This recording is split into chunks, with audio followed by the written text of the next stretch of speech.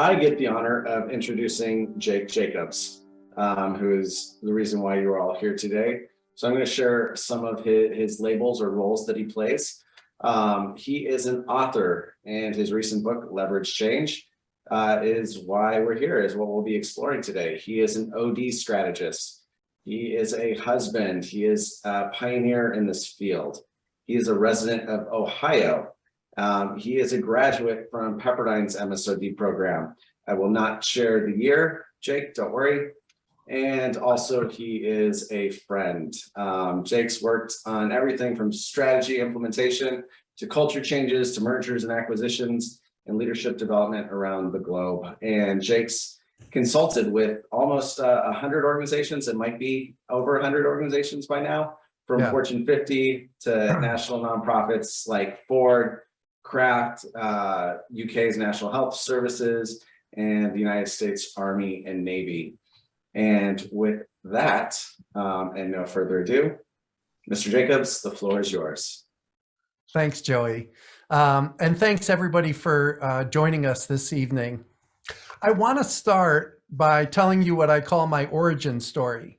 And I think origin stories are really important because they help explain how we got where we are. And my origin story is around the work that I and we do in the world. So it's really about how did I get into this field? And I got in very early. I was 21 years old when I decided this is what I wanted to do when I grew up.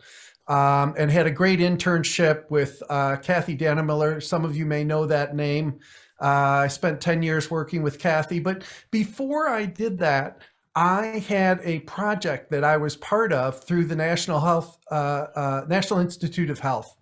And the project was to go to mental health centers that were providing substance abuse treatment and to test how effective they were being.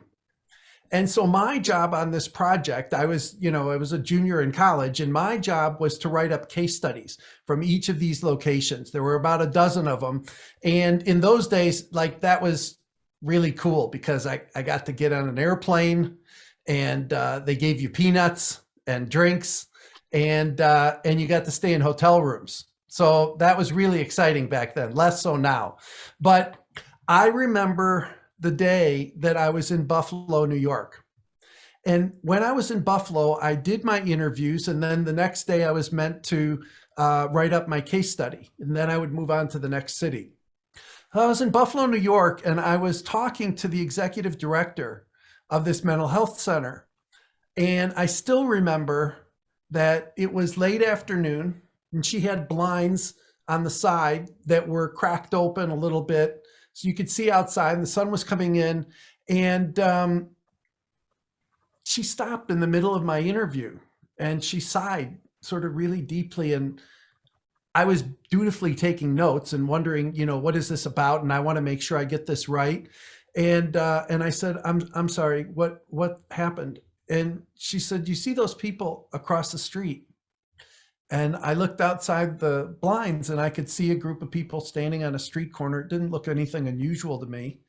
And I said, yeah, I see those people. And she said, that's where they go to get high before they come in for their sessions.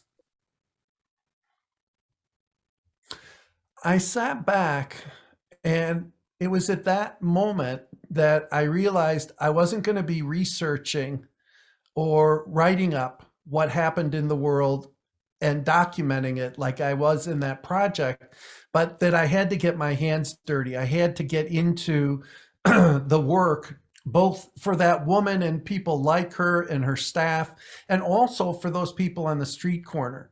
So I started this work very early in my life at 21.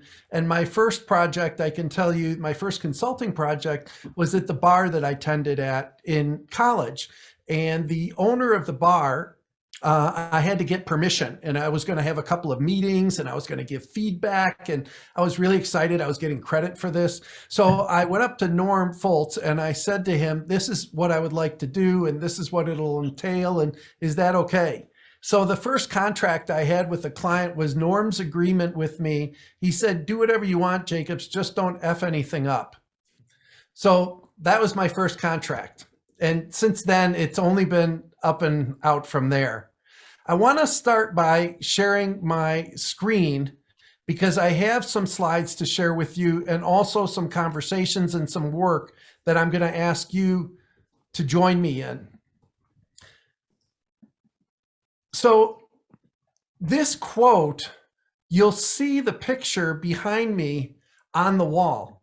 And this is a picture of a man named Archimedes. He was a 3rd century BC Greek mathematician. Some of you may know this saying that he said he had a way of describing leverage by give me a lever long enough and a fulcrum on which to place it, and single-handed I shall move the world. Who's heard of that quote?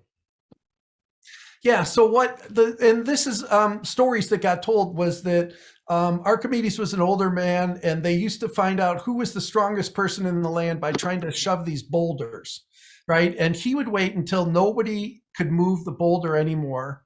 And he would take this small stone and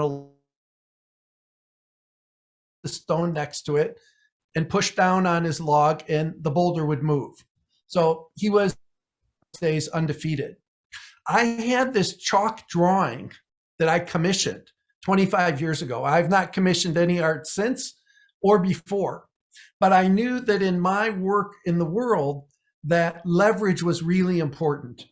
And leverage at its essence about getting more done with less. Now, no. Latino. Sorry? So getting more done with less. Now, my experience in organizations, and I'll ask you to check yours, is when they say get more done with less, what that usually means is that you've got more responsibilities, more accountabilities, more to-dos, and you have less people, money, and other resources. Okay, I'm going to ask to join me in reframing what leverage means in terms of get more done with less. What I'm talking about is getting faster, easier, better results with less headaches, hassles, and problems. So that's what this book is really about. I sat back and I've done this work now, you can guess, more than 35 years. I'm not worried about it, Joey. It was 89 that I graduated from Pepperdine. But that is a core element of all the work that I've done. Has always been asking clients, what's the least you can do for the biggest impact? How can we be really smart with our strategic actions? And so I identified 8 common problems that I've heard for years from clients. We'll go over those. And then I designed a lever, or what I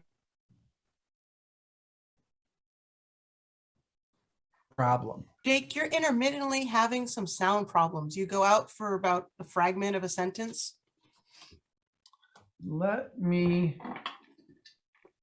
That's not good. And let me just double check. That just wasn't my system, right? Could someone else nod? That was true, Annette. That was true. Okay. Yeah. Okay, Yeah, good. It's happened twice so far. Okay, is that better? That's good. We'll That's see. good.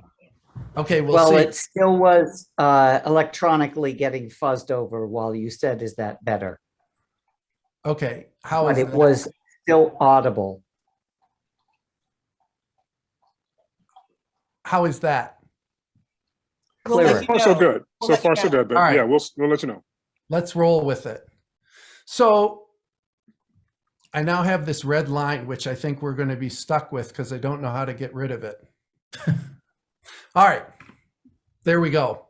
So I've written 3 books. They're on the shelf behind me. The leverage change we're going to talk about today. The other 2, one I wrote in 1992, it's called Real-Time Strategic Change, How to Involve an Entire Organization in Fast and Far-Reaching Change. And the other one I wrote, some of you may know Dick and Emily Axelrod, that I co-authored this with, and Julie Beeden, who's from the UK. And it's called You Don't Have to Do It Alone, How to Involve Others to Get Things Done. Now, those 2 subtitles about how to involve an entire organization and then how to involve others to get things done really is the core of all of my work. And I think probably most of yours as well is around collaboration. So we're talking about how do we get results by working better together, and what do these levers have to do with making that happen? So what we have is a picture of this fellow who got a little airplay earlier. His name's Theo. He's actually technically Theo number 2. I don't know, when I do these webinars, he comes into my home office and lays down on the couch and he is sacked out. So he's never actually heard the webinar, but he's been here for all of them. Anyway, this is a half-mile long field, and I have spent the time, that's me with the Frisbee, him jumping, to be able to do my thinking. So I've walked around this field thinking about what is it that I know, what is it that I believe, what is it that I found successful in terms of faster, easier, better results. How do you make that happen? So one of my questions that I have for you, and you can put this into the chat, is where are some of your best places to do your thinking?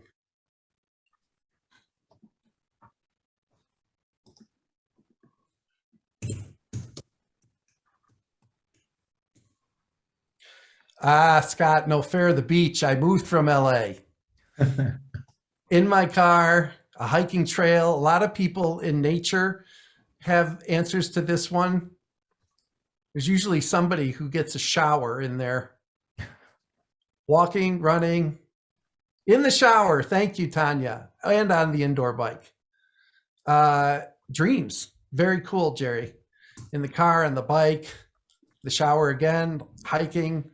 Or it just pops up. So I think where we get our best ideas matters, and to be really clear about that and know, and then spend some dedicated time doing that consciously, because that's what really helped with writing the book, was that I had time at 4 o'clock when it was time to take him for a walk every afternoon, and we would head out to the field and I would start to think through what ended up becoming the book. So my purpose, what I'm proposing for our time today, is about making a good thing better. So I'm not here to tell you about a new way for you to do your work in terms of a model, or that you've got to change what you're already doing, or stop doing that, start doing this.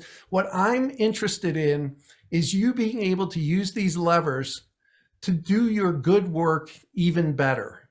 And so what that looks like when we come to outcomes is 2 of them in particular.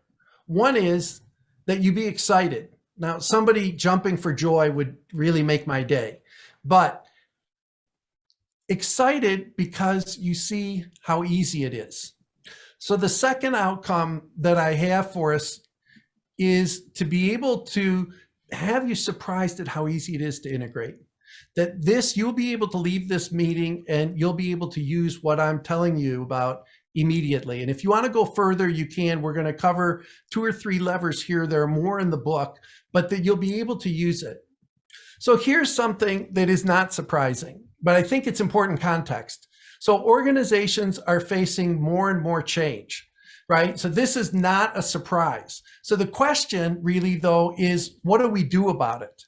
And my clients have come to me with 3 frustrations, even more, but one is that change is too slow. It takes too long.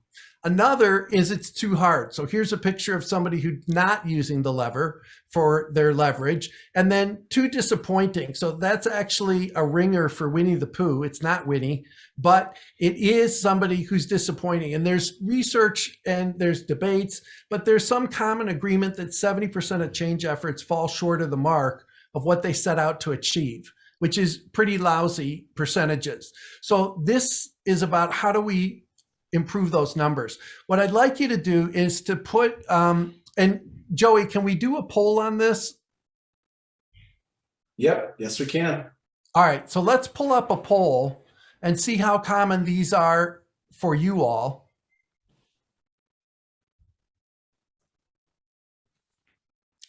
So all of the time, most of the time, some of the time, or none of the time, how often do you hear these 3 things from your clients? About what? About this being too slow, too hard, or too disappointing. Any of the 3 of those, how often do you hear those from your clients? Yeah, I'm asking which this. You said when this is too slow, this is too hard. Oh, any change. I'm sorry, any change work that you're doing with change, how many times do you hear this as complaints from clients?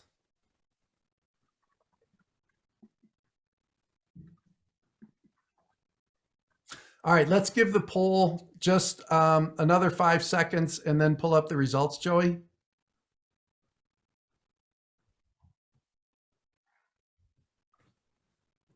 Okay, so what we see is most people end up between most of the time and some of the time. That's 81% of the people. So these are common things. Can you put into the chat what some of the other challenges that clients come to you frustrated about, and we'll see what else there is out there?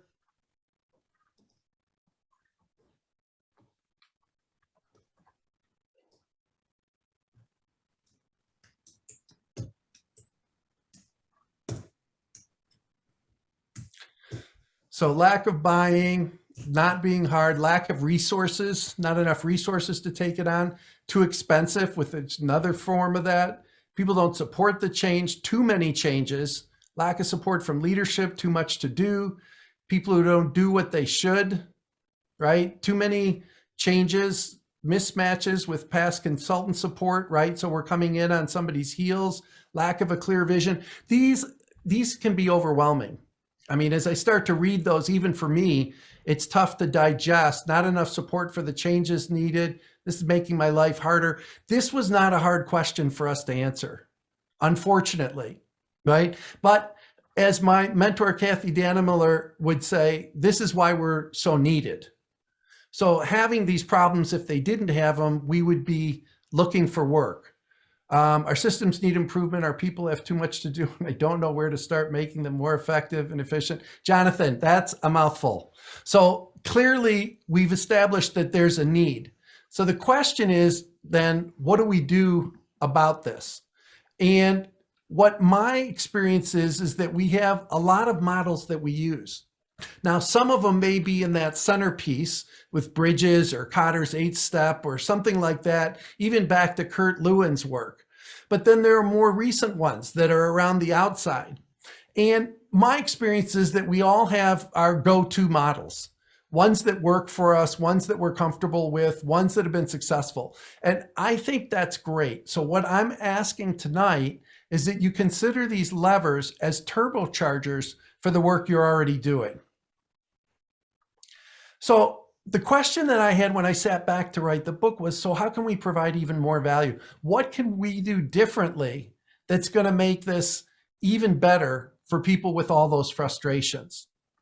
And not surprisingly, I found a way, right? And I think it comes down to using the concept of leverage, being really smart about a few things that we do differently that are going to have a tremendous impact in terms of results. And in particular, faster, easier, and better. And those words are quite purposeful because they're the kind of words that when you put them together and you say to a client, I'm going to be working on faster, easier, better results, they're going to shake their heads yes. They may say, I don't believe it's possible, but they definitely will say that's what they want. So this description sheet, which Joey, I'm going to ask you to put up in the chat as a download for people. This is just a one-pager on the book. You can look at this later. What I want to point out is the common problems and the lever that addresses it.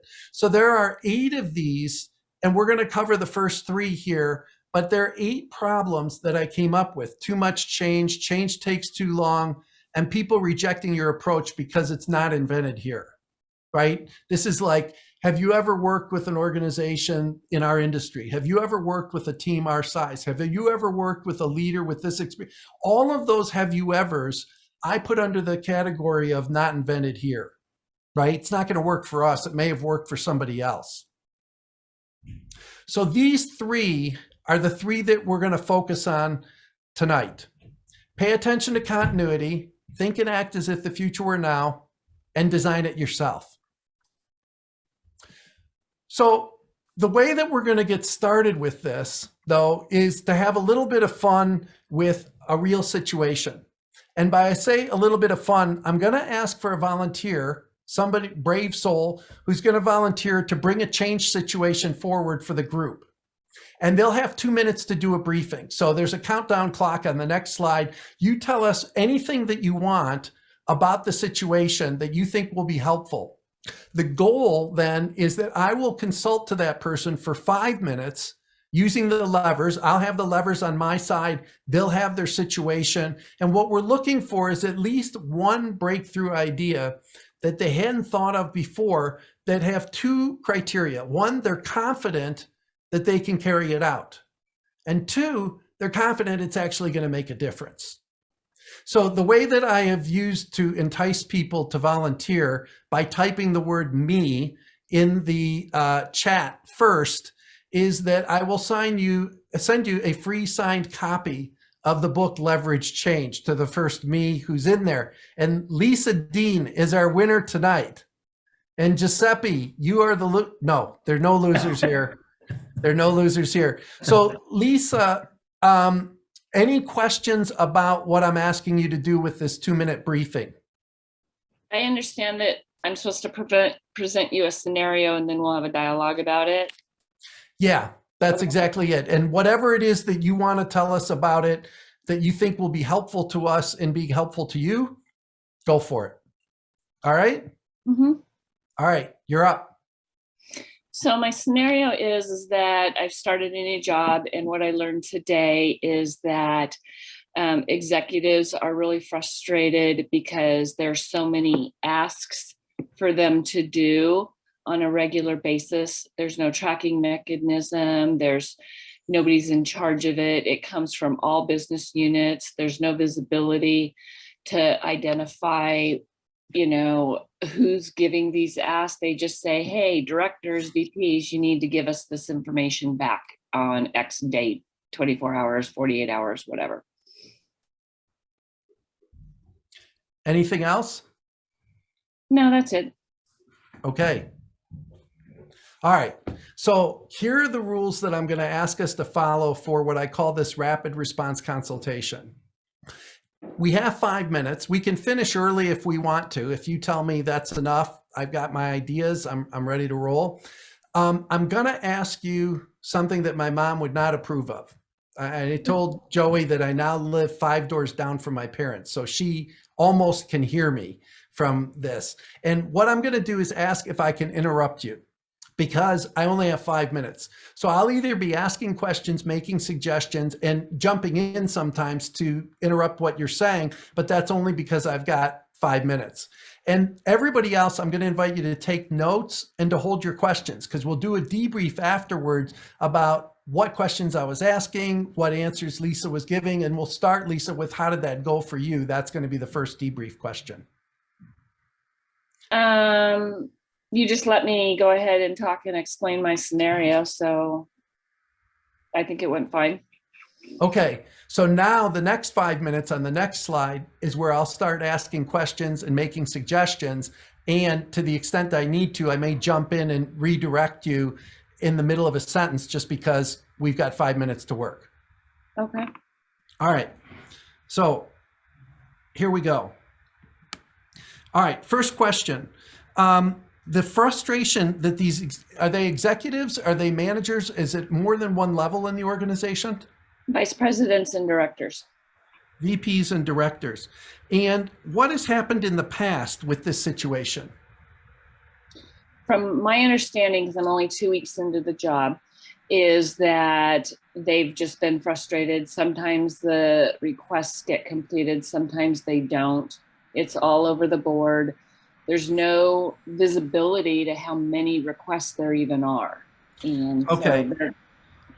So So one idea that I have is that you could actually ask about the history of change in the organization to find out what has led to the most effective ways that the organization has changed in the past. Can we learn from the past in terms of how we deal with this problem in the present? Does that make sense, Lisa? yes.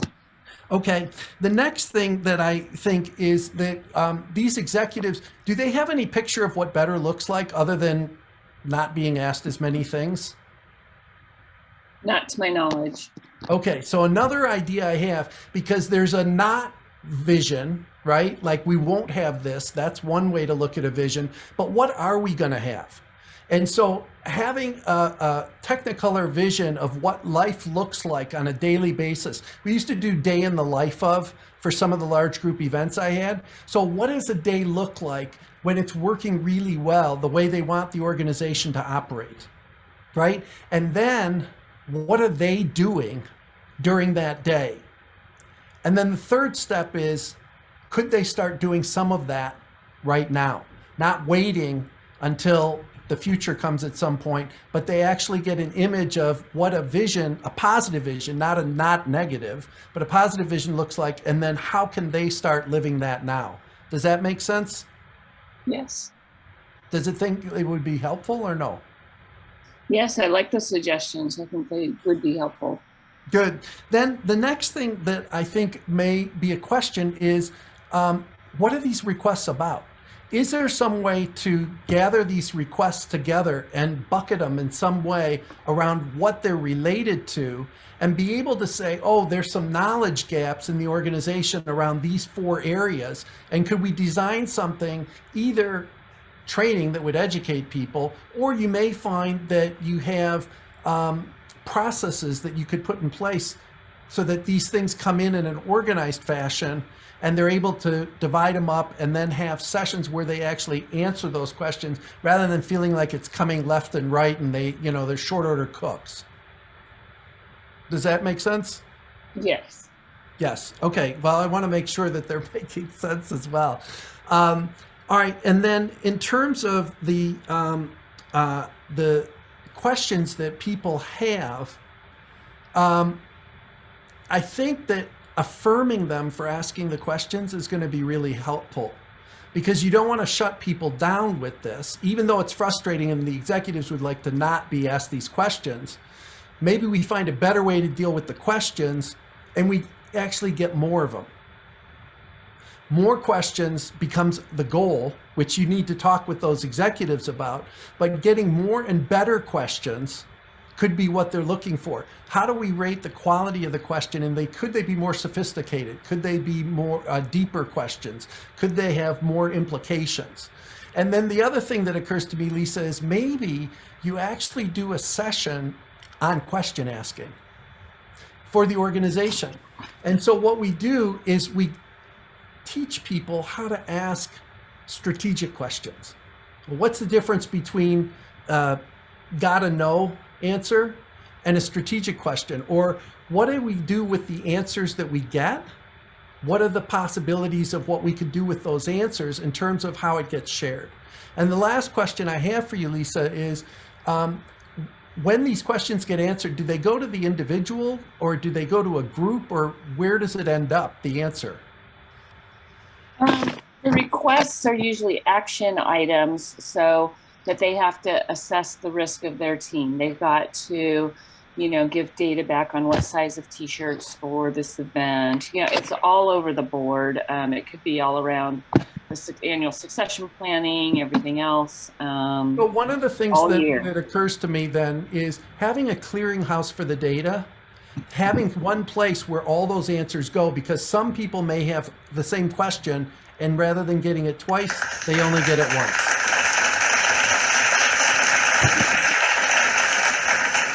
All right, so thank you very much. Lisa, at some point, can you send Giuseppe your home address in the chat just to him? We don't have to announce it to everybody, but I want to make sure I get that book to you.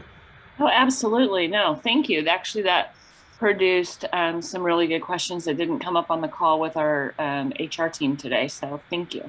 Great. All right. So how did this session go for you? You got some ideas. What else, if any, kind of feedback do you have about your experience? I thought that the questions were deep and that you followed back through on them to get more information, but then shared some very relevant and diverse responses for me with some good suggestions. Great. Great. How about anybody else? And you can just take yourself off mute, but what did you notice about the questions that I was asking and the answers that Lisa was giving? You can pop a hand up and Giuseppe, maybe you can call on people, or you can just speak up and we'll hear you. Did you put your hand up? Yeah, I did.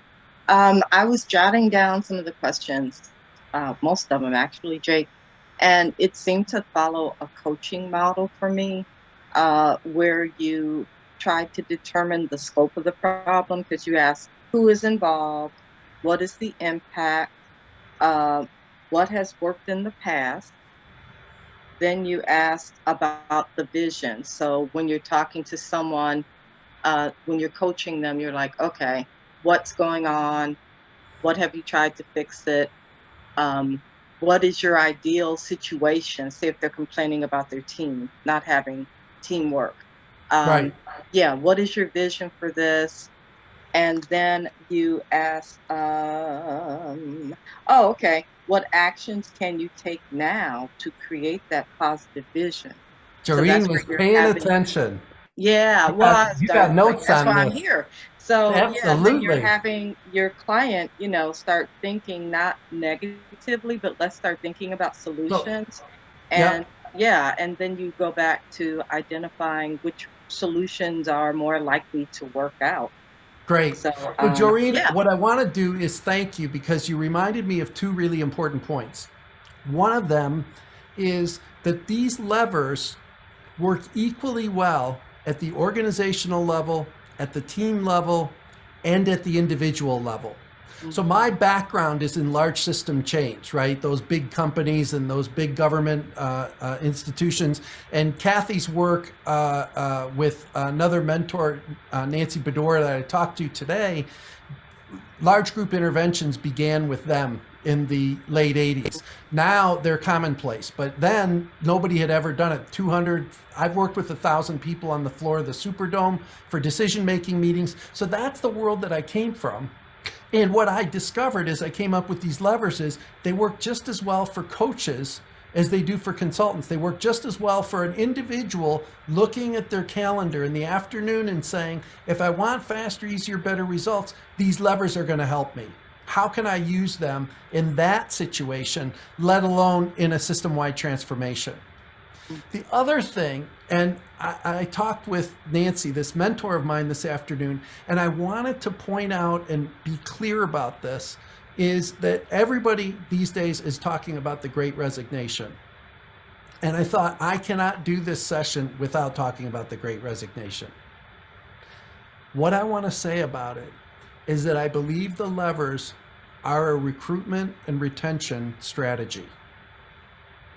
So the better an organization operates, the more people want to be part of it. And when we're talking about change, the more effectively an organization engages people in creating that collective future, the more people are going to want to be part of that organization. So I know this is a big issue that we're dealing with, and everybody, every organization in one way or another is dealing with it. And what I'm here to say is what we're covering tonight is an antidote to that in some ways, and we shouldn't forget it. How about any other observations that people got? Jerry says, I'm suspicious we're solving the wrong problem. These queries seem to indicate a lack of ability to track the performance, operations, or problems. I'd pursue more questions about what prompts people to send out and ask. I'd also look for what work systems are generating the most concern or questions. So let's go to Lisa on that and say, here's another idea for you to take a look at, right? This is a whole nother angle on it. Jerry, do you want to say any more about that? The only thing I'd say is that oftentimes there's interpersonal issues, questions, problems in a company, and the fundamental cause is a broken work process. I'm wondering why people are so much in the dark. How come they don't have something structured, regular, systematic that tells them how well the organization is performing, whether or not a process is stumbling, whatever their concerns are. So I'd be talking to the people that send out the ask, rather than talking to the people who get them. Right. And I think I agree with you, Jerry, that idea about, well, is there a way to sort these into some categories? Is there a way to share them so that they become common knowledge to everybody, not just that individual who's asking the questions? Those are some processes that might be broken that are already in the organization, or they may need to be developed. So I think that's a great point. Yeah, if I could jump in, this is Mike, and Lisa, I feel your pain, and just to sort of respond to Jerry's I think very astute observation. I got the impression in the scenario that it is HR who's making the ask. And I say that because as someone in HR internally myself, every place I've been, there are always lots of asks that HR have of leadership, whether it's succession planning or talent reviews or compensation analysis. I think that's just a real challenge. And I think if anything, more of those asks are increasing over time. So Jerry, I understand and support that, but that is where, and I thought we were going with the conversation and really having Lisa reflect on the asks that her and her HR colleagues are making. It is a very real issue that happens in a lot of organizations, as far as my experience has seen. It's multiple business units. So, you know, it could be from the engineers, it could be from the communications team. It's all year long, all over the board. Yep. The execs want a solution, want HR to come up with some recommendations to help reduce the number of asks, but we don't know. And we had our preliminary meeting today. So, and again, I'm new, but yeah. How about one more comment? Thanks, Mike, for that. Thanks. One more comment from anybody before we move on. Yeah. So, Jake, I'd like to ask you. I'd like to hear your thoughts about a question that I have. One is that on one side, I see the value of the sequence of questions. It's almost confidence inspiring on the part of a client. I could see by just that you have a path, you know where you're going. The other thing is I see the advantage of even the agreement about interruptions. You can push through digressions and stay on topic. On the other hand, with so little time to hear from your client, do you find yourself falling into perhaps some bias or going off in a direction that you think because you picked up a few words, you're going, you got it when the person says, wait a minute, you're not tracking with me at all. So how do you balance that? Yeah, so I'm totally biased. I mean, I am 100% biased. And what I'm biased for are the levers. So these questions have a source, right? The framework that I'm using, and I like to call it a framework instead of a model. Maybe that's semantics, but a framework is something that you can put on top of something else and bring some clarity. So think of it as a lens.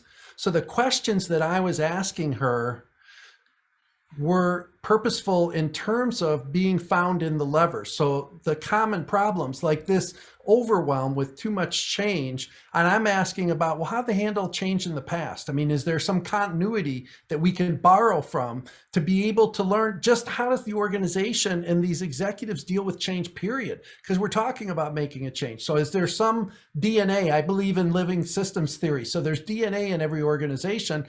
What's the DNA of this organization around change? And can we better understand and appreciate that? And by doing that, can we then match up better in terms of what the needs are, and how do we help Lisa help the executives is the other thing that's going on in my head, because I don't have the executives with me. So this confidence building that you're talking about, Bruce, that's part of what needs to happen in our 5 minutes, because she's got to feel confident that it's going to make a difference and that she can do it. Right. So my bias is pretty strong, and it's around the orientation of the methodology that I'm using more than it is the content of what she's saying. So you're leading to awareness, is that what, or leading to discovery? But it's a pretty narrow range of options that will come up typically. So it's for that purpose, and then it works within the limits of that, or the boundaries of that purpose. Yeah, and what I'm trying to do, because we're on a webinar and I'm not consulting to Lisa as an engagement, because we're on a webinar, I'm constraining myself to that 5 minutes, and I'm using those levers, and I'm going to describe 3 of the levers, and you'll see how I was using them in this situation, because I want to demonstrate A, that you can use them and how to use them, and B, that they actually are useful. You know, that Lisa is in a better place now. Now, what Jerry's talking about, that could be a whole nother piece. And, you know, in the 5 minutes that he had, if he was using the levers, he may also find wisdom there too. So I think, you know, many roads lead forward, and mine is going to be necessarily narrowed because of the time constraints and because of Lisa's knowledge and because of my consulting style and my past experience. I mean, there's all kinds of things that make that box smaller. And if we were in an engagement, this would be a much broader conversation. I probably would have invited a few people to help me too, because I don't believe in working alone. So you may have been recruited, Bruce. Thank you. Anything else? Right. How often are you consulting a client for 7 minutes? Yeah, not often. Yeah. Were there any other comments before we move on? Yeah, I have a comment. I noticed that you went with the presenting problem. And another approach would be to explore or help her explore what are the deeper root problems beyond too many questions are being fired at people. Yeah, and that is a strategic decision, right, that I can make and that I do make in these rapid response consultations, that I look to where can we help this person with the issue they're dealing with right now. Now, one thing that I could do, Scott, is I agree, go even broader and deeper to find where might the root cause of this be. And again, what I'm coming back to is I'm trying to demonstrate the levers and the use of the levers as quickly and as efficiently as I can and get an effective outcome. So we may find that the common database, the common understanding in the organization is missing and information never gets shared. Well, I believe that what Lisa and I came up with will help with that issue, even though we didn't explicitly define it that way, and we didn't come up with an answer specifically to address that. But if she starts dumping these into categories and starts analyzing where the kinds of questions are, what they're about, all of that's going to lead her down a path that I think is going to help her get to some deeper issues. You don't look so convinced. Well, I think there are different strategies. I think there are different effective strategies that can lead to positive results. And you're advocating a particular approach, and I think there are other approaches that can also be fruitful. Absolutely. I totally agree with that. So let me tell you. Sorry to jump in. I know we need to move on, but I don't think you're necessarily saying this is the tool to use all the time. I think you're affirming the fact that there are places and spaces where it is appropriate to have maybe this rapid response. Like there's a time and a place for that, right? Yeah, and my consulting work that I do with clients, not on webinars and not in rapid response consultations, it looks a lot different. Now, the levers I bring with me wherever I go, and I find that they're helpful, and they're helpful at getting at root causes. They're helpful at getting at cultural issues, the process issues that Jerry was bringing up. All of those things for me do show up in the work that I do in the world. And my purpose in doing this rapid response consultation was explicitly to pull questions from these levers and apply them to her situation, and by design do it in a very small window, right? So that was the purpose behind it. I have not interrupted clients and given 5 minutes on a clock with a PowerPoint when I'm working with clients. I haven't done that yet, and I probably never will. So yes, there's time to breathe. There's a lot more that goes into diagnosis and understanding what's happening from the client's position. All of those things are part of, I think, good consulting, and they wouldn't necessarily lend themselves to using the levers to be able to demonstrate them in the situation, right? So that's my choice in this matter. And yes, there are many ways to get at Lisa's situation. I totally agree.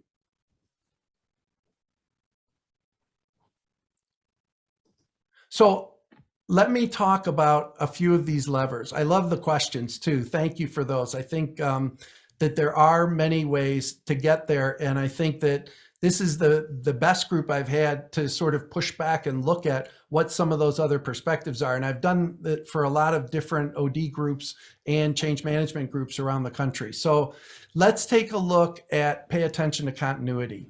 So this was the first one, and I had asked, what kind of change have they had? What's the history? So people look at this, right? And they say, this looks like appreciative inquiry. And I'm going to say it looks like appreciative inquiry plus. And why do I say plus? Well, pay attention to continuity. When we talk about change, which we typically do as change agents, and leaders of organizations talk about change. They write about it, they talk about it in town halls, they ask about it, they're burning platforms. All of these things get organized around change.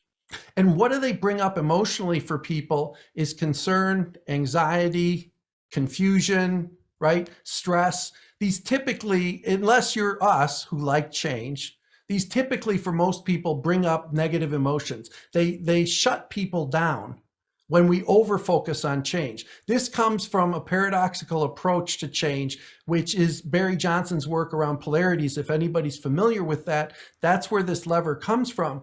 And what continuity is an entirely different experience for people because it's something that they know. So they get clarity, they get confidence, they have some certainty and predictability. All of these things are true. Now, both are part of reality.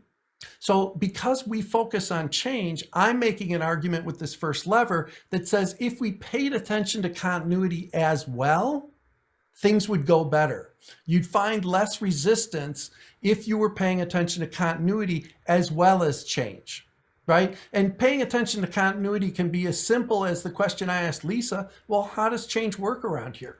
What's worked and what hasn't in the past? I've had clients build lists on flip charts of all the things that are going to change as part of an effort, and then make a list of all the things that are going to continue just as they have, and make that list twice as long. And when they make the list of changes, you can see physically people starting to become overwhelmed, right? Their voices get lower, their shoulders hunch, they sit down in their chair. When you talk about continuity, people start to sit up. This is my experience working with clients, is that they have more confidence when you're talking about continuity. Not everything is going to continue the same as it has when you're changing. So I'm not talking about that. But what I am saying is I think that continuity is the other side of the coin, and we pay too little attention to it. So when you look at change, I would make the argument that the more radical the change you want to create, the more radical the continuity you need to establish. So give people firm ground to stand on before they take a leap into the unknown world of change. And so when we're talking about continuity, it can be also when we're talking about making this change, how do we live our core values while we're making this change? Is a good use of pay attention to continuity, right? Because, and if you don't have core values, then what are we proudest about this organization? And how do we make this change in ways that are aligned with those aspects of the organization we're most proud of? But that is a continuity-oriented question to ask. And I'm saying in lever one, we need to pay more attention to it. And at the end of the day, I would say you also get better answers, because you have a more complete picture of reality. If all we focus on is change, we've got one side of the coin. The other side of the coin is continuity, and I think it deserves its fair share of attention. Yes, Jarena. Quick question, Jake. So do you communicate what is not changing to people? Yeah, and in fact, I had a client, was a CEO at a retailer in Europe, and he was all about change and was just hammering his fist on all the things that needed to be different. And he had kind of frozen his organization. I mean, they got to such a point that they were like in lockstep. They were overwhelmed by him, by the number of changes, by how fast they were coming, by how complex they were. And I said to him, wait a minute, there's another hand clapping here on continuity. We're not paying attention to it. So he started his conversations differently when he had them with people. When we had offsites, we started by talking about what's going to stay the same. That's important, because you also don't want to drop the ball on the things that you're going to continue, which sometimes happens when we overfocus on change.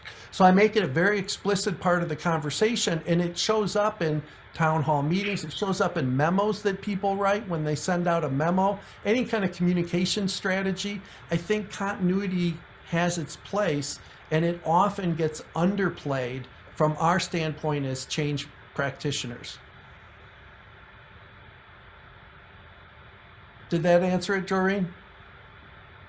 Yeah, Jonathan's got his hand up. What I hear you saying in a way is, and I think we can reframe it from what's not going to change, because that sounds like some sort of deficit. Like that's not the right thing. It sounds like, and another shoe is gonna drop, and you're not gonna like it. So if we just go back a month or two, and Mike, was that 2 months ago, where we talked about strengths? What I think you're saying is start with the organization's strengths, trumpet those and the core values that people already live to some extent. I don't mean core values as a statement on a wall that doesn't reflect what makes the organization great. If you start with those and say, and given those, here is some amazing thing we can accomplish, then you can have people move forward from that centeredness of being in their strengths, not just as individuals, but as the organization as well. And then radical change can happen that doesn't look like radical change. It looks like using your strengths, and we're doing something different with it. That's an insight I'm hearing from you, sort of like written between the lines. Yeah, I think I would agree with that, and I would say one other thing, which is I think it's like a Venn diagram with strengths-based work, because there may be things that we're going to continue. They may not be strengths of ours. I mean, clearly there are strengths that serve us well in the future, because there can also be strengths from the past that we're not going to bring forward. We're going to change our strategy. We're going to move in a different direction. This was a competency that we had. We're not bringing it forward. So there may be some things that fall into that category, which is why I think it's a Venn diagram. There are some things then that we're going to continue that may not be our aces in the hole. We may not be super competent at these, but because continuity counts, we're going to call them out, and we're going to pay attention to them. We're not going to drop the ball, and we're going to go forward with them. So I think the strengths-based stuff fits in there, Jonathan. And I think there's some aspects of this that go beyond that. In other words, things that we do okay, or that fit our values, and we're going to get much better at them, because that's going to be the crux or the foundation for this new future that we're moving into. Yeah. And I think that being clear about what's going to continue is going to help organizations be more effective at change. And the more effective you are at establishing continuity and making it clear for people and being explicit about it, the more change people will be able to deal with and be effective at making. Jerry and Scott both have hands up. I just wanted to offer a footnote to Jonathan's comment. I think oftentimes with major change, we should name and honor the successes that got us to this point. Because we have been so good at X and Y and Z, we can now take on this new challenge. So a round of applause for everybody that got us to here. And now let's take a look at where we can go from here on. So it's another way of sort of anchoring in the strengths of the organization. Yeah. And very valuable to appreciate and honor the people whose work may be dramatically changed. It's like, thank you for giving us this opportunity. Yeah, and one of the, sorry, Jerry. No, it's not. One of the levers is called create a common database. So again, that's affirming what you're saying, in the sense of, let's make sure that what gets shared as common data is something that's going to be useful for the organization. So pausing and recognizing, how did we get to where we are? I mean, I started with my origin story. I think that the origin story is a way of looking at what you were just saying. How did we get to where we are? What helped us get there? What are we going to need going forward? And what this lever is saying is, let's be clear about what we're carrying forward with us, and that we pay attention to it just as much as we do to change, which I think in most practitioners' toolkit doesn't happen enough. Scott, you had your hand up? Yeah, I would agree with everything you, Jonathan, and Jerry just said about change, that a lot of leaders don't appreciate enough how hard change is for most people. That most CEOs or leaders are people who are typically more agile and resilient, and they thrive on change more than most people. And they're involved in the change process. They're in the discussions. Whereas people at lower levels, each level down, it has access to less information and less of the thinking behind it. And then I also had another comment, which is sometimes changes work out well, where if it's done properly, most people end up benefiting. And there are other changes that are not so good, where there are winners and losers, where some changes involve removing people or decreasing their power or telling them that they can't do something they've done in the past, and that just has to be acknowledged, that some change can and will be very painful, and there's no sugarcoating that. Yeah, so it reminds me, Scott, of a story when we were working at Ford, and I think there's a lever called develop a future people want to call their own. And so the question is, who are those people that get to be part of that future, right? And if I'm part of that future, now it looks more appealing. But if I get to have a hand in shaping it, then I'm also going to find it more appealing. There was a plant, the Cleveland casting plant, that I was at, and we had one of these large group events, and a woman stood up in the middle of the session, and she was asking, it was a Q&A with the leadership team, right? They were on a panel, they'd done good work in their tables and generated questions, and this woman stood up and she gave like kind of a speech, which you're not supposed to do. You're supposed to be asking questions, right? And you worry about people taking over the floor and all these things with large groups that you pay attention to.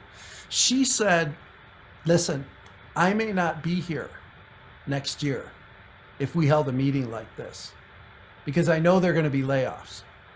She said, but I also understand that if we do this well, there's going to be a place for my son to work in the future. And that matters to me. It matters to me more than whether I'm here next year or not.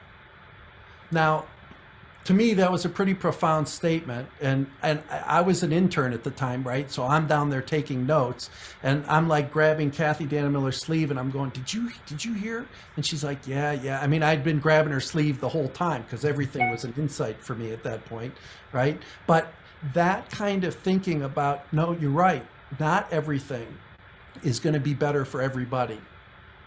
And the question I have is, how can we make it the best we can for the most? And that's what the levers, the book, my practice, that's what I wake up in the morning to go figure out. And probably you do too. So let me go on to another lever. We sort of done the inquiry, the insights and questions on this one. I'm going to move on to what I think is the most unique of the levers, and it's called Think and Act as if the future were now. What this deals with is the problem of change being too slow, right? And so this is a picture of a guy named Stan Davis, and he wrote this book in the mid-'80s called Future Perfect. And Joey, I can say for my Pepperdine Masters, my thesis, this is where I found this book, and this is where I found Stan Davis. What he said was, we need to learn to manage in the future perfect tense of the verb. And if you look it up in grammar, the future perfect tense of the verb is as if something had already happened. So when I'm talking about thinking and acting as if something had already happened, what we typically do is we live in the present, And then we envision the future. So the future occurs at a later point in time. We are in the present. The future is a later point in time. What I'm suggesting is a different paradigm, a different way of looking at this that says, no, we're going to take the future and not just an image of it, but behavior and action and thought that would be taking place in the future that we prefer. This was the kind of question I was asking Lisa. And I said, now, how do we live that today? So not that we wait for the future, and even things like Vision 2025, it defines success as being accomplishing this in 2025. So I've said to clients, I have somebody I'm going to do a podcast with, and I said, well, here's a question, how can we cut the time in half of any change work that you're doing? And I believe one of the strategies that's helpful in making that kind of statement true is thinking and acting as if the future were now. How do we take something that says, for example, there was a client that I was working with, they wanted to become more participative in their culture. They had a sales issue in one of the regions, so we were sitting in an executive team meeting. In the morning, they were batting these ideas back and forth, and I knew that they had this culture change initiative that they were working on. So at lunch, I said, look, what does this look like in the future when you have become that vision of the participative organization? And they looked around and they said, well, there'd be a lot more people in the room. And I said, well, who? And they said, well, salespeople. I said, no, who would be in the room? So let's drill down to the level of detail we can to make this real. And they started to put a list up. And I said, okay, now in the afternoon, let's bring those people in the room. And they said, well, not everybody's in the office. I said, that's fine. Get them on the phone, get them on video, like whatever we need. But let's live the future today. Make that image that you have of the participative organization real now. So when you do that, one of the added benefits is that people start to see change take hold right away. And if I see my colleagues on the left and right starting to change, it's an open invitation for me to start making changes too. I can't say it'll never happen, or there's no progress, or this too will pass. If I look around and people are behaving in new and different and better ways, then why can't I do it too? So this concept of thinking and acting as if the future were now, I think is the most unique lever, and I think it's a very powerful one. You can use it yourself even to say at the end of the day, what does better look like, and how can I start bringing that better look like into this hour, this minute, this second, rather than waiting for it to unfold at some later point in time. So what do you guys think of this one?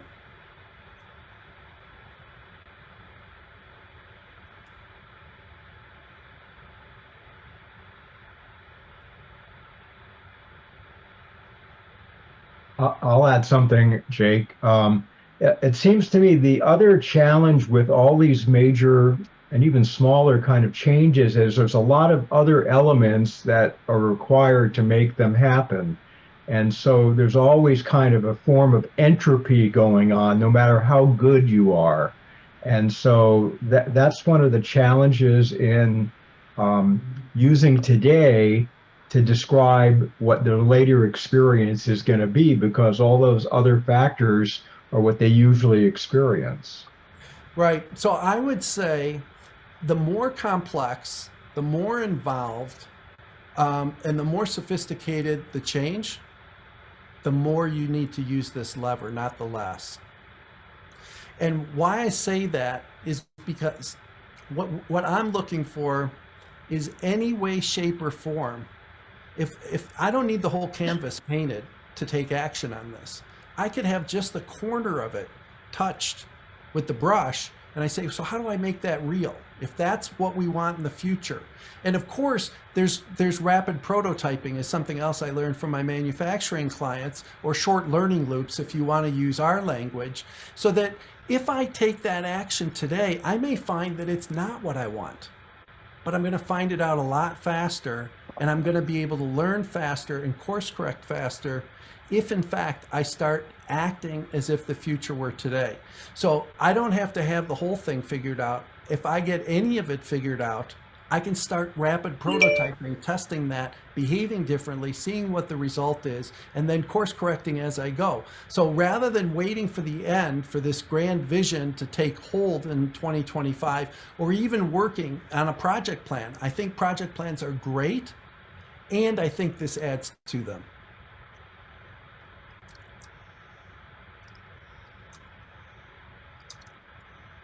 There's silence out there. I'm not sure what that means in this group.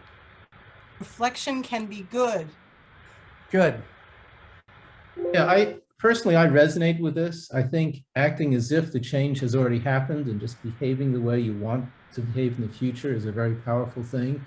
I also have a question for you, which is, in your experience, how often are changes successful? Okay, so I have an answer for you, and I'm going to give you, I'm laughing because this is another Kathy Dannemillerism, right? And Kathy never failed.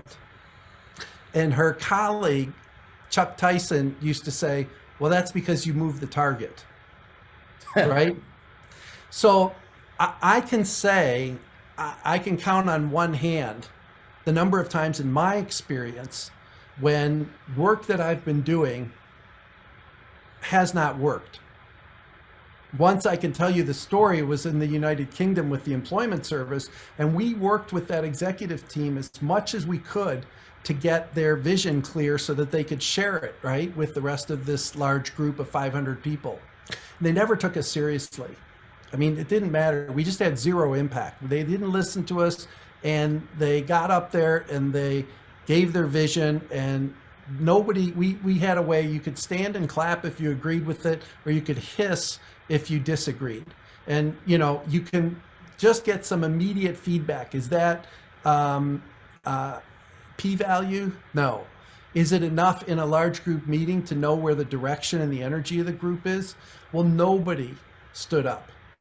And so at that point, they realized, no, this is for real. And they had to go offline for a day to do the work that they should have done beforehand. So when I'm talking about whether they've worked or not, I've had the opportunity to continue to work on projects until they've been successful.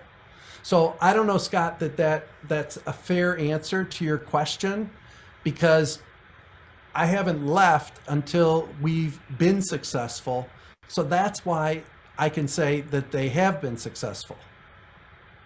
Does that make sense what I'm saying?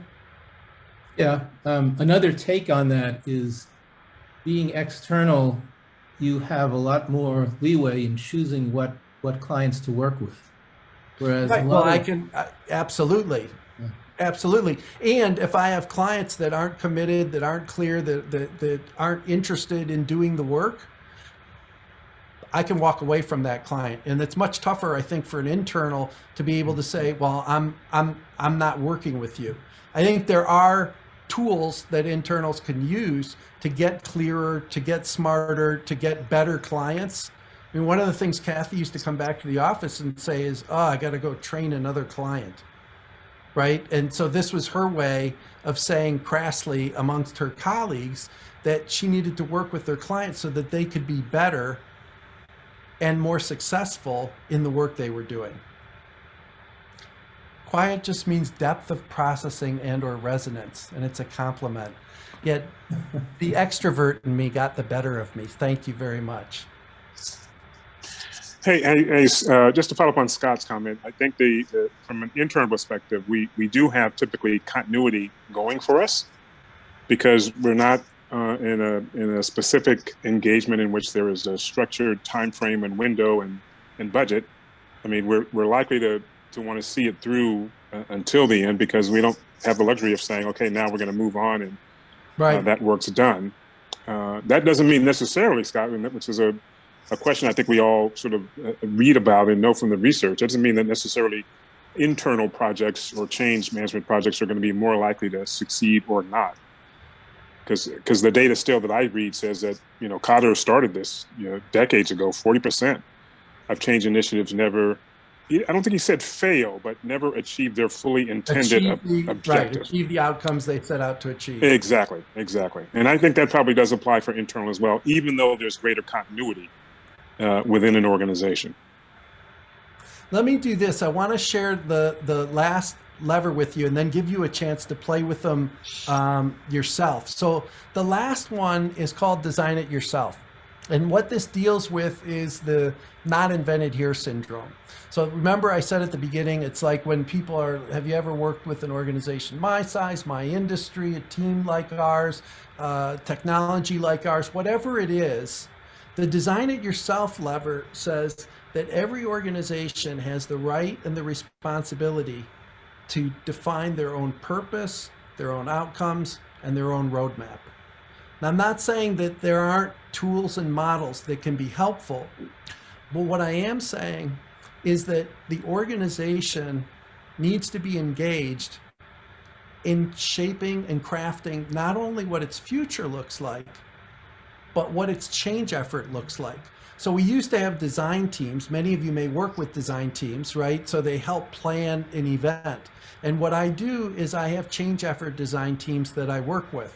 And what they do is they help plan what the process is going to be. And for me, the most power comes the earliest in the decision-making process. And what I mean by that is there are the most degrees of freedom at the very beginning because everything's on the table. And as soon as decisions start getting made, now the degrees of freedom get less and we get smaller and smaller choices. So if we don't let the organization in at the very beginning when we're developing our change effort, when we're coming up with our purpose, and I'm saying a purpose like, why is it that we're doing this? So Simon Sinek has made a living and great contribution talking about the why, but getting to like a 5 why, a deeper reason, like we talked about earlier, the root cause for why are we doing this?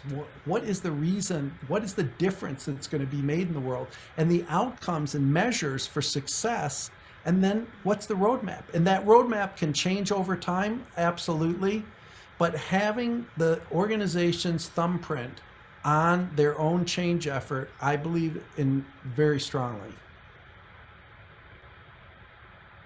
Well, you know, Henry Ford did say that if he listened to what people wanted him to do, he'd be building faster carriages. Right.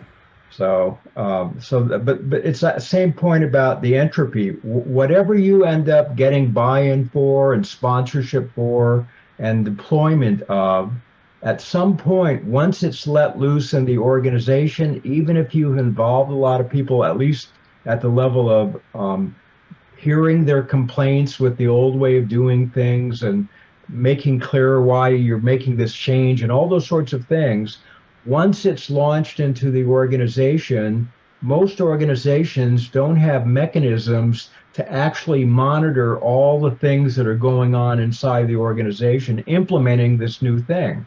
And the executives and the managers of managers in particular don't have the tools to see what really goes on. So entropy kicks in. Yeah, and I would add 2 points to that. One of them is we're part of this process. So it's not the organization alone defining what that roadmap is, but as consultants, we're partnering with them. So we have our own experience, we have what's worked in other places. There are tools and models like Cotter steps and things like that that are out there. And all of those are resources for us. What I'm making a call for is they're resources. They're not templates that we take and follow without asking the question, is this best serving us? Is there another path that's better for us? Do we need to tweak things? All of that. The other thing is one of the levers is called start with impact, follow the energy. So I'm a big believer in looking for where can we make a difference now? And people talk about low-hanging fruit in our field. I'm not one of them. I talk about strategic hanging fruit. So sometimes the low-hanging fruit is actually not going to get you as far as something that's a little higher on the tree, but it's going to give you a better payoff. So all those become decisions. So when you start with impact, I've spent a lot of my career not starting at the top of the organization. Is it easier to do that? I think it is. Is it required? My experience says it's not, because where there's opportunity for impact, you can then get a toehold. And from that toehold, what becomes possible? And so I worked with another manufacturing client, automation, and we started with polarity thinking training as part of the work. We worked in HR first, but where we ended up was with the senior executive team and redefining what their goals were going to be and what their collaboration was going to be in terms of goals that they were going to achieve. So where do we start and where do we finish, to me, is a good question, but finding the impact is where the opportunities are. Excuse me, Jake. On that note, it takes me back to a series of questions that you were asking of Lisa at one point, where it seemed to me like what you were looking for was, is there will here? And I think you were trying to tease out not so much some potential solutions. I think there were questions that you were asking to see, is it there? But I almost felt that sometimes that you were looking for will. Am I mistaken in that? When you say will, can you say more, Carolina? Yeah, like for example, is there a willingness there? I mean, is there any energy behind, are we willing to explore this further, or do you continue to hear a lot of naysaying? And so as you go back to this particular lever, it strikes me because as I was taking notes of your interview, I thought, is he looking for will? I mean, is there like some kind of like sensing the ground? Right. Is there some energy around that? So remember, I said 2 criteria for the work that we were doing around this idea. One of them was confident that she could do it. I mean, if we come up with a great idea and she's not confident she can do it, then we don't get credit, 0 credit. And if she's really confident she can deliver, but it's not going to make a difference, 0 credit for that too. So we had 2 criteria that we had to meet. One of them is she had to feel empowered and excited and energized and ready to go do these things and fully capable of doing them. And they had to move the ball forward. So it may be that if we went down a different path, we would still need to do those 2 things, right? Because they're the criteria for movement. And so I was looking for, where can we start with impact?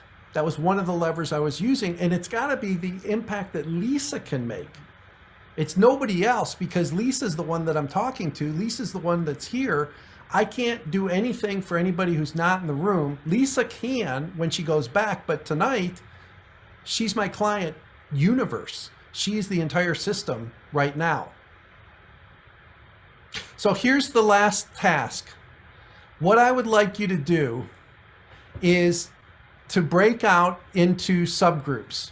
And we've got 7.5 minutes each. We can do this and do a debrief and still finish on time. So what I want you to do in these breakouts is each person pick a live change situation and choose a lever to apply. Now you've got the download that you could look through. I would encourage you to use one of the 3 that we just covered, right? Pay attention to continuity, think and act as if the future were now, or design it yourself. And choose a lever to apply, and then describe them to your partner. And then together brainstorm ways to apply the lever. What are all the possible things you could do to apply the lever? And take notes of those as you're going, and then choose one of those that you're confident you can do and you're confident will make a difference, one way to implement. And then at the end, Joey's going to send out a note that says flip the switch and the other person become the client, the other person become the consultant. Take a run at these using the levers yourselves, and let's move it from sort of the understanding level to the practicality level. Okay, any questions on this? All right, let's send them out, Joey. So here's what I'd like to do. I've got a couple things that I'd like to share with you as gifts.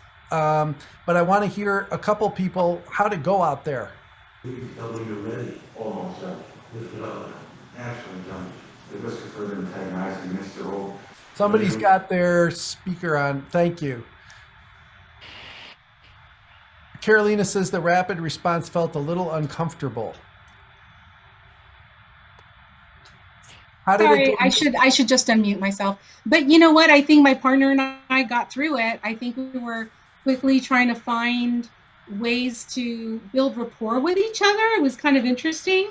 listening and affirming, but at the same time, kind of trying to see like what are those levers that potentially could show up here. So it was actually fun. Oh, fun is good. Fun is good. Any other comments? Yeah, we did not use the rapid approach. Yeah. I guess I kind of forgot about that, but we did apply one of the levers to the situation, continuity, and that was pretty effective because the scenario was a healthcare organization dealing with the COVID pandemic, and people, healthcare workers being overwhelmed and stressed, and this is something we've never dealt with before, but applying the lever of continuity in that, okay, one, you have dealt with infectious diseases, you know how to prevent contagion. Two, you have dealt with respiratory illnesses, people that need incubators and breathing, assistance. So, and then focusing on the overall mission of the hospital is like, you can do this. And so having town halls and having those, like team up, tag ups, and just reinforcing the message is like, we know this is overwhelming, but you can do this. You do this all the time. And that's what we were thinking. That's great, Joreen. That's great. So here's what I want to do. I want to share a couple things with you. One is, if you would type in just into the chat anything that you learned that you think you can apply immediately. That was one of the hoped for outcomes. Is there any lesson that you were able to take away that you say, yeah, this is useful. I could put this to work tomorrow, next day, whenever?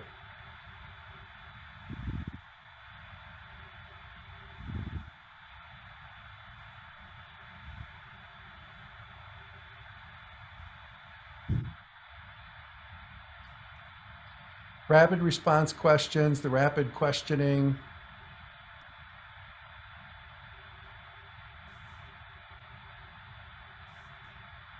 Future is now.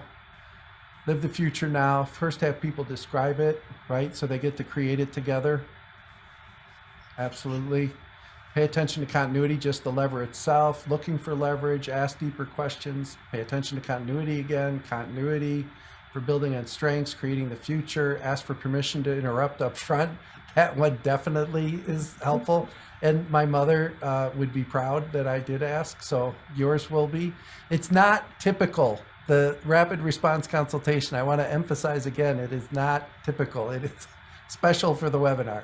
Power of asking questions. Remember to include continuity, ask for permission, asking clarifying questions. So there are two things that I want to share with you as thank yous. One of them is this ebook, and you can get it on my website, jakejacobsconsulting.com. There's 27 ways to make your change work faster, easier, and better immediately. What this does is it goes through all 8. We covered 3 of the levers. There's 5 more. Those are in the book. There's an online program, but for the 8 levers, this book will take you through all 8 and give you 3 to 4 action ideas for what to do about using that lever in any situation. So just to give you an idea, they're very concrete. Like if you're dealing with resistance and you're talking about developing a future people want to call their own, if somebody is resisting what you're doing, then one of the actions that's suggested in the book is go find that person, ask them what the issue is, understand it together what the issue is, and then together figure out what can we do to resolve this. So they're very concrete, very specific things that I think you'll find helpful. The one other thing is that there's 30 minutes that I'd like to make available for anybody who wants it on my calendar.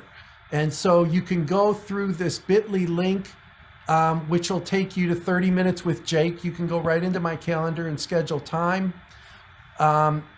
Giuseppe just put it into the chat so you can copy that, or if you want, you can use the QR code. But both of those will take you directly to my calendar, and I'd love to work with all of you if that's what you'd like to do. what we will focus on is what you want to focus on. So if we want to talk more about a particular lever, if you want to work on a situation, it will not be 5 minutes and there will not be a rapid response consultation. So you'll have plenty of time to breathe during that half an hour. And then the last thing that I want to share with you is this punchline, that I do believe the power of leverage. I do believe that picture of Archimedes behind me, that smart strategic actions, a few of those, well placed and strategic, right? So you're thinking through how to best use them, can get you tremendous outcomes that you wouldn't believe would be possible otherwise. And in the book, there's all 8 of them. In the ebook, all 8 of them. Today we covered 3, but I really appreciate your time. I love the questions. It was like I hadn't planned on that many questions, so that was a gift in a lot of ways. I've had groups that just sort of reticent and sit back, so I love that you didn't. And I look forward to those of you who want to joining you for the 30-minute sessions. Wonderful. Thank you so much, Jake Jacobs. We can't thank you enough for your time today and for this event. It was an awesome opportunity to hear what you have to say. And for anyone who wants to share their perspective on today's event, I went ahead and shared a short survey in the chat. I know some of you have to jump off, but if you can just give us a minute of your time to fill that out offline, that's fine too. So thank you so much again for that. I'm also going to be plugging in the link to the June event that we have coming up on June 22nd. And we're going to have Stacy as well as Scott and just a panel of professionals from our group share their perspective on that topic as well. So I'm going to go ahead and thank everyone for all your time today. And if you have any questions, feel free to stick around. If you have to jump off, we understand too. And let me go ahead and see if there's anything else. If you want to go to the right top corner of your Zoom and switch your views to gallery, then you can see everybody in our meeting today. And if you want to exchange information, you can go ahead and do that here in the chat as well, if you want to stick around for a minute or two. Joey, is there anything else you think I should add? Good? Great. Wonderful. Thank you everyone for tonight. This is awesome. Thanks so much.